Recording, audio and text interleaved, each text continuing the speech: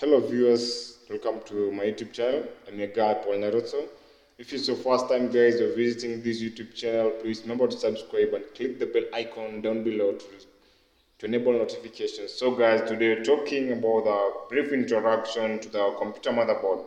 So computer motherboard, this is the board that holds some various gadgets on it. So we have the central processing unit mounted on the motherboard, you have the RAM slots mounted on the motherboard, you have the CMOS battery, you have the expansion slots, you have the front size of the motherboard, you have the other part. So today I'm going to just briefly introduce you to the motherboard of the computer. So guys, this is now my computer motherboard, just of desktop. So as you can see here, this is now the CPU fan. As you can see, down here we have the heatsink. Then beneath the heatsink, we have the CPU, the central processing unit, which on between the heatsink and the central processing unit, we have the thermal paste, which are poor conductor of heat. That helps in cooling the system, in cooling the central processing unit.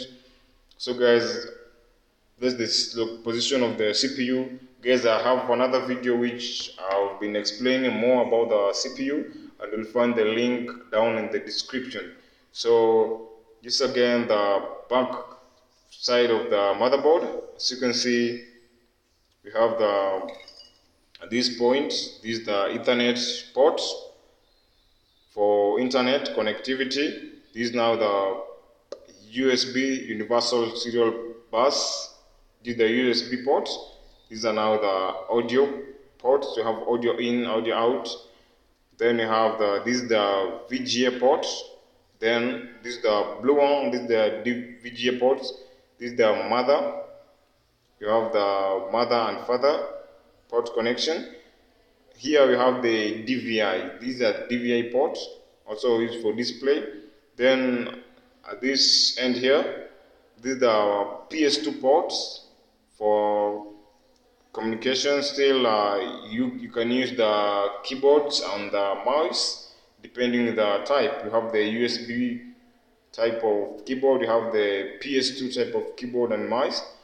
So let's go to the other components of the motherboard. So over here, these are now my RAM slots.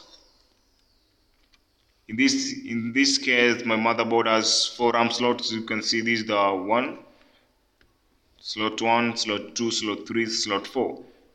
Talking of the RAM slots, these are the points where you insert the RAM sticks, and the RAM sticks are of different types. You have DDR, DDR2, DDR3, DDR4. Depending the type of the random access memory, let's now talk of the compatibility with your motherboard.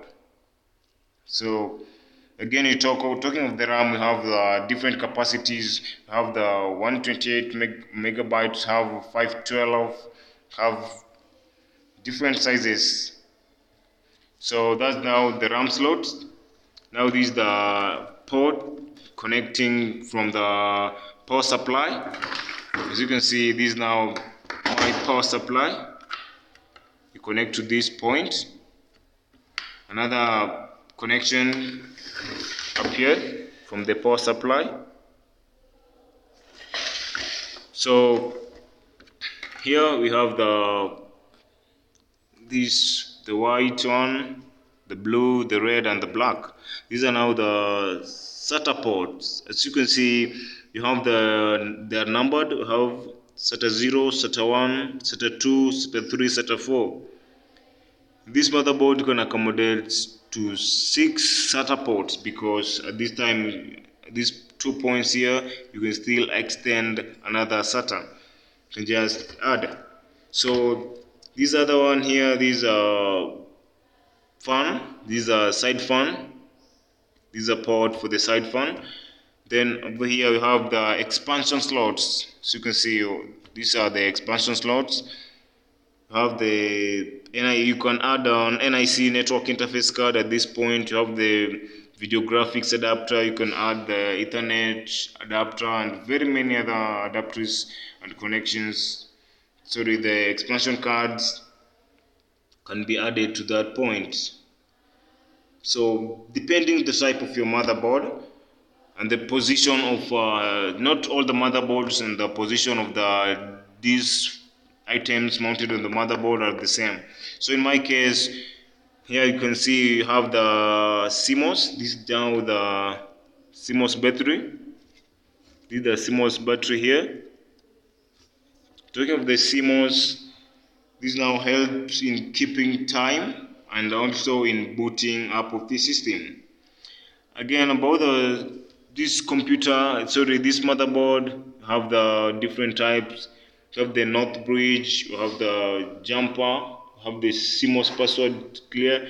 So this is now the CMOS, then you have the jumper. We're talking of the jumper, you can clear the password during installation. So this now you can see the jumper, have the CMOS password clear. This now the jumper. Then this the connection to the CPU. So this one powers up the CPU fan, and these are the components. So when you're talking about the bus, these are talking of the computer bus. This is just the electronic pathways that allows that bits of information to pass through to and from the computer system. So guys, this is now the motherboard and the other introduction. So these things, this here we have the transistors, capacitors. So these are the capacitors. So you can see these ones. These are the capacitors. Then these are the ports here. As you can see, the other motherboards are just named. So these are front panel. This is just the front USB port, just leading to the front USB. Again, you have the ROM recovery. You have very many other things. So this is now the front USB. You have front USB. This is now the front side of the motherboard of your system unit. Now this is now the back side of the motherboard. So this is about the motherboard, guys. If you have any question about the motherboard, just comment down below in the comment section. And we also been talking about repairing the CPU fan, the causes of the noisy CPU fan. You'll still find the link down in the description. So guys, thanks for watching. Remember to subscribe to my YouTube channel and click the bell icon to enable notifications so that when I upload another video, you just be notified and be ready to watch. Thanks for watching.